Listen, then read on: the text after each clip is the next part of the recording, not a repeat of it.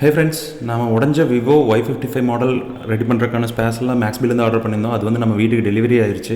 So அதெல்லாம் தான் இப்போ நம்ம அன்பாக்ஸ் பண்ணி பார்த்துட்ருக்கோம். ஆக்சுவலாக என்னென்ன ஆர்டர் பண்ணியிருந்தோன்னு பார்த்தீங்கன்னா, அந்த ஃபோனுக்கு தேவையான frame and back panel order பண்ணியிருந்தோம். எப்போவுமே மேக்ஸ்பில் ஆர்டர் பண்ண ப்ராடக்ட்லாம் பார்த்தீங்கன்னா எந்த ஒரு பிரச்சனையும் இல்லாமல் நீட்டாக சேஃப் பேக்கிங்கில் வருது. நான் இது வரைக்கும் 3 எல்சிடி காம்போ வாங்கியிருக்கேன். அப்புறம் ஃபஸ்ட் டைம் இந்த பேக் பேனல் வாங்கியிருக்கேன். எந்த ஒரு இஷ்யூ இல்லை, எல்லாமே நல்லா தான் டெலிவரி ஆகியிருக்கு.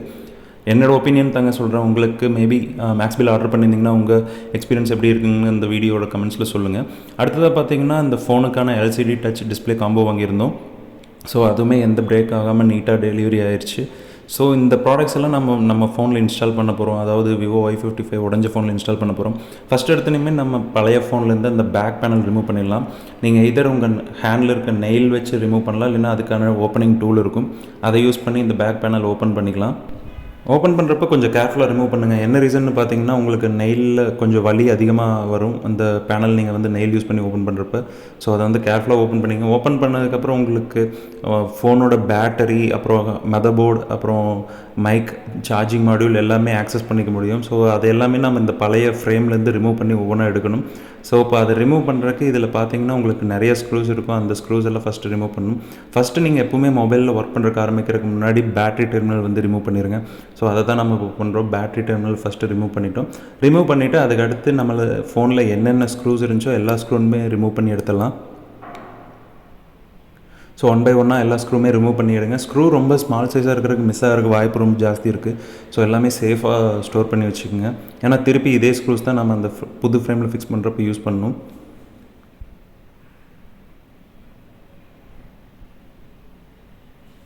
ஸோ இப்படி எல்லா ஸ்க்ரூவுமே கழட்டி சேஃபாக எடுத்து வச்சுருங்க. சேஃபாக எடுத்ததுக்கப்புறம் நம்ம ஃபோன் மதர் போர்டில் வந்துட்டு எல்லா டெர்மினல்ஸுமே கனெக்ட் ஆகிருக்கும். அதாவது உங்களுக்கு சைடில் ஆன் ஆஃப் பட்டன், வால்யூம் பட்டனுக்கான டெர்மினல் கனெக்ட் ஆகிருக்கும், டிஸ்பிளேயோட டெர்மினல் கனெக்ட் ஆகிருக்கும், டச்சோட டெர்மினல் கனெக்ட் ஆகிருக்கும், மைக்கோட டெர்மினல் கனெக்ட் ஆகிருக்கும். ஸோ அது எல்லாத்தையுமே மதர் போர்ட்லேருந்து ரிமூவ் பண்ணிடலாம். இப்போ பார்த்தீங்கன்னா சார்ஜிங் மாடியூல்லேருந்து அந்த ஆண்டனா ஒயர் இருக்கும், அந்த ஆண்டனா ஒயர் ரிமூவ் பண்ணி எடுத்துடலாம். அதை ரிமூவ் பண்ணதுக்கப்புறம் நீங்கள் வேறு ஏதாவது டெர்மினல் வந்து கனெக்ட் ஆகிருக்கான்னு செக் பண்ணிக்கோங்க. இன்கேஸ் கனெக்ட் ஆயிருந்ததுன்னா அது எல்லாத்தையுமே ரிமூவ் பண்ணிவிட்டு அதுக்கடுத்து மதர் போர்டெலாம் அந்த ஃபோன் ஃப்ரேம்லேருந்து ரிமூவ் பண்ணி எடுக்கலாம். இப்போ பார்த்தீங்கன்னா நம்ம கனெக்ட் ஆகிருக்க எல்லா டெர்மினலுமே ரிமூவ் பண்ணிட்டோம். ரிமூவ் பண்ணிவிட்டு அதுக்கடுத்து நம்ம இப்போ மதர் போர்டு வந்து அப்படியே அந்த ஃப்ரேம்லேருந்து மெதுவாக வெளியே எடுக்கலாம். எந்த டேமேஜ் இல்லாமல் மெதுவாக எடுங்க. இன்கேஸ் அதில் மதர் போர்டுமே உங்களுக்கு ஸ்க்ரூ போட்டு லாக் பண்ணியிருப்பாங்க. எல்லா ஸ்க்ரூமே ரிமூவ் பண்ணியிருக்கீங்களான்னு செக் பண்ணிவிட்டு அதுக்கப்புறம் மதர் போர்டு புல் பண்ணுங்கள், இல்லைன்னா மதர் போர்டு டேமேஜ் ஆயிரும். ஸோ இயர்பீஸ் எல்லாமே கிட்டத்தட்ட இதில் இருக்க எல்லா ஸ்பேஸுமே ரிமூவ் பண்ணணும். ஆக்சுவலாக பேட்டரி ரிமூவ் பண்ணுறதுக்கு இது மாதிரி 2 டேக் கொடுத்துருக்காங்க, 2 ஸ்டிக்கர். அந்த 2 ஸ்டிக்கரையுமே இப்படி பீல் பண்ணி புல் பண்ணிங்கன்னா உங்கள் ஃப்ரேம்லேருந்து அந்த பேட்டரி தனியாக கழண்டு வந்துடும். ஸோ இப்போ நம்ம பேட்டரியுமே ரிமூவ் பண்ணியாச்சு. அடுத்ததாக அந்த ஜம்பர் கேபிள் இதையுமே ரிமூவ் பண்ணிக்கலாம். இது கீழே பார்த்தீங்கன்னா பேஸ்ட் பண்ணியிருப்பாங்க. ஸோ அதை ஹீட் பண்ணிங்கன்னா தான் உங்களுக்கு ஃப்ரீயாக ரிமூவ் ஆகி வரும். ஸோ பார்த்திங்கன்னா நம்ம ஹீட் பண்ணி அந்த மைக் மாடியூல், சார்ஜிங் மாடியூல் வந்து அந்த பழைய ஃப்ரேம்லேருந்து ஸ்ப்ளிட் பண்ணி எடுக்கிறோம். ஸோ அதையுமே நம்ம ஹீட் பண்ணி தனியாக எடுத்துட்டோம். இந்த கழட்டின எல்லா ஸ்பேர்ஸுமே நம்ம புது ஃப்ரேமில் ஃபிக்ஸ் பண்ணணும். நீங்கள் பழைய ஃப்ரேமில் ஒன்ஸ் செக் பண்ணிங்க எல்லா ஸ்பேர்ஸுமே ரிமூவ் பண்ணிட்டோமான்ட்டு. இப்போ நம்ம ஓல்டு ஃப்ரேம்லேருந்து கழட்டின mother board, charging port and jumpers terminals எல்லாத்தையுமே புது ஃப்ரேமில் ஃபிக்ஸ் பண்ண ஆரம்பிச்சிடலாம். ஸோ இப்போ ஃபிக்ஸ் பண்ணுறப்ப நம்ம ஃபஸ்ட்டு என்னென்ன கழட்டினமோ அது எல்லாமே திருப்பி அதே பொசிஷனில் புது ஃப்ரேமில் இன்ஸ்டால் பண்ணணும். பார்த்திங்கன்னா சார்ஜிங் ஆண்டனா கேபிளில் ரிமூவ் பண்ணியிருந்தோம், அதுவுமே புதுசில் ஃபிட் பண்ணிட்டோம். அந்த இயர்பீஸ் எல்லாமே ஃபிக்ஸ் பண்ணிட்டோம். ஃபிக்ஸ் பண்ணிவிட்டு அந்த ஃப்ரேமில் பார்த்திங்கன்னா உங்களுக்கு அந்த எல்சிடி ஃபிக்ஸ் பண்ணுறதுக்கான சாக்கெட் கொடுத்துருப்பாங்க. அதாவது அந்த டெர்மினல்ஸ் வரக்காக ஒரு ஸ்லாட் மாதிரி கொடுத்துருப்பாங்க. அதுக்குள்ளே ப்ராப்பராக இன்சர்ட் பண்ணி இது மாதிரி கொடுத்துருங்க. அதுக்கடுத்து பார்த்திங்கன்னா இப்போ மதர் போர்டை திருப்பி ஃபிக்ஸ் பண்ணுறோம். ஃபிக்ஸ் பண்ணிவிட்டு ஃபுல்லாகவே நம்ம வந்துட்டு பார்த்திங்கன்னா அந்த டெர்மினல்ஸ் எல்லாம் லாக் பண்ணிடலாம். அதாவது டிஸ்பிளேக்கான டெர்மினல்ஸ், டச்சோட டெர்மினல்ஸ், அது எல்லாத்தையுமே லாக் பண்ணிடலாம். அந்த டெர்மினல்ஸ் எல்லாம் லாக் பண்ணல ரொம்ப கேர்ஃபுல்லாக லாக் பண்ணுங்கள். ஏன்னா அதெல்லாம் பார்த்திங்கன்னா உங்களுக்கு ரொம்ப மைன்யூட்டாக இருக்கும். ஸோ நீங்கள் இன்கேஸ் தப்பாக வச்சு அதை ப்ரெஸ் பண்ணிட்டீங்கன்னா அந்த டெர்மினல்ஸ் எல்லாம் பிரேக் ஆகிறதுக்கு வாய்ப்பு இருக்குது. ஸோ எப்போவுமே அது மாதிரி டெர்மினல்ஸில் நீங்கள் ஒர்க் பண்ணல கேர்ஃபுல்லாக ஒர்க் பண்ணுங்கள்.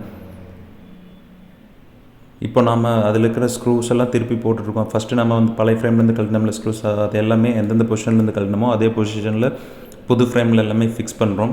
இந்த ஸ்க்ரூஸ் எல்லாம் ஃபிக்ஸ் பண்ணி முடிச்சதுக்கப்புறம் நம்ம பேட்டரி இன்ஸ்டால் பண்ணுவோம்.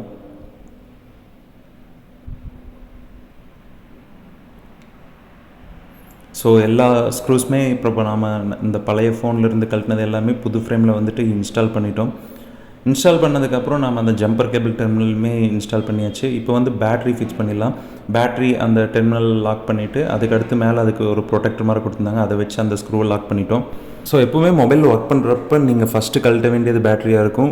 அதே மாதிரி ஒர்க் பண்ணி முடிச்சுட்டு கடைசியாக மாட்ட வேண்டியது பேட்டரியாக இருக்கும். இன்பிட்வீன் நீங்கள் வேறு ஏதாவது ஒர்க் பண்ணிட்டுருக்கீங்க, பேட்டரி டெர்மினல் கனெக்ஷன் கொடுக்காதீங்க. அது எதுக்காகன்னு பார்த்தீங்கன்னா, இன்கேஸ் ஏதாவது ஷார்ட் சர்க்யூட் ஆயிடுச்சுன்னா நமக்கு பெரிய இஷ்யூ ஆயிரும் மதர் போர்டில்.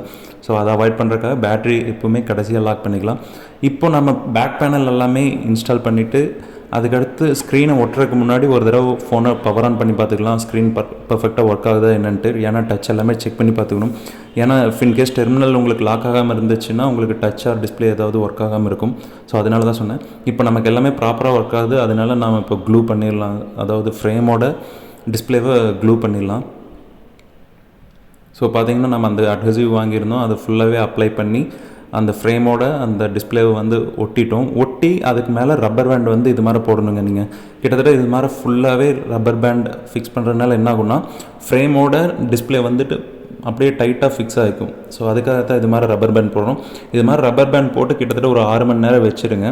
அதுக்கு அடுத்தது 6 மணி நேரம் கழித்து தான் நம்ம இந்த ரப்பர் பேண்டை வந்து ரிமூவ் பண்ணணும். இப்போ பார்த்தீங்கன்னா ரப்பர் பேண்ட் போட்டு 6 மணி நேரம் ஆச்சு. நம்ம இப்போ அதை ரிமூவ் பண்ணிடலாம். ஸோ 1 by 1 நம்ம எல்லாத்தையுமே ரிமூவ் பண்ணிகிட்ருக்கோம். எல்லா ரப்பர் பேண்டுமே நம்ம டிஸ்பிளேமே பார்த்தீங்கன்னா ஃப்ரேமோட பர்ஃபெக்டாக ஒட்டிருச்சு. ஸோ எல்லா ரப்பர் பேண்டுமே ரிமூவ் பண்ணிட்டோம். இப்போ ஆன் பண்ணி பார்க்குறப்ப பக்காவாக ஒர்க் ஆகுது. நம்ம அந்த ஸ்க்ரீன் ப்ரொடெக்டருமே ரிமூவ் பண்ணிடலாம். டச் டிஸ்பிளே எல்லாமே பர்ஃபெக்டாக ஒர்க் ஆகுது.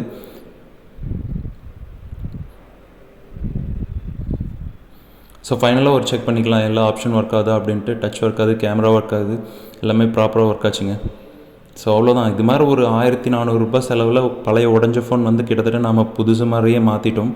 ஸோ இந்த வீடியோ உங்களுக்கு யூஸ்ஃபுல்லாக இருந்திருக்குன்னு நினைக்கிறேன். மறக்காமல் நம்ம சேனலுக்கு சப்ஸ்கிரைப் பண்ணிக்கோங்க. உங்கள் ஃப்ரெண்ட்ஸ் யாராச்சும் ஃபோன் உடஞ்சி வச்சுருந்தாங்கன்னா அவங்களுக்கு இந்த வீடியோ ஷேர் பண்ணுங்கள், யூஸ்ஃபுல்லாக இருக்குன்னு நினைக்கிறேன். நான் போடுற ஒவ்வொரு எஃபோர்ட்டும் உங்களுக்கு ரீச் ஆகிறதுக்கு மறக்காமல் பெல் ஐக்கானை கிளிக் பண்ணிக்கோங்க.